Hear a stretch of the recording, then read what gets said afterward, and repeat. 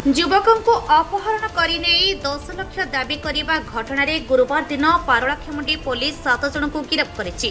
पूर्वर टंका कारोबार ने यह घटना घटी जनापड़ी। गिरफ समस्त अपहरणकारी आंध्र प्रदेश विजयनगरम थाना फुलबाग अंचल बोली जनापड़ी। पड़ुनी श्रीहरि ग्रानाइट धर्मेन्द्र कुमार को अपहरण करने अपहरणकारी माने वर्तमान से संपूर्ण सुस्थ थिबा सामाजिक सम्मेलन में सूचना देले गजपति एसपी जतीन्द्र पंडा।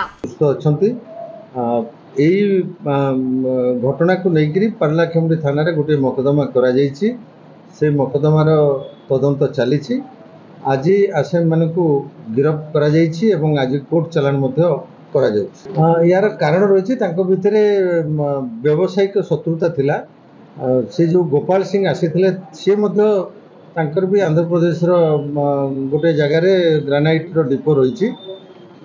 ये जो पारलाखेमुंडी श्रीहरि ग्रानाइट जो धर्मेन्द्र कुमार को से नहीं से धर्मेन्द्र कुमार से गोपाल सिंह को पाखु किसी टंका पाइबाकु थिला, जोटा कि गत 2 वर्ष हम से टंका पाइबापी बारंबार से फोन रे रिक्वेस्ट करुले। शेष निराश Paralakhemundi Kailash Chandra Singh report Utkal mail TV.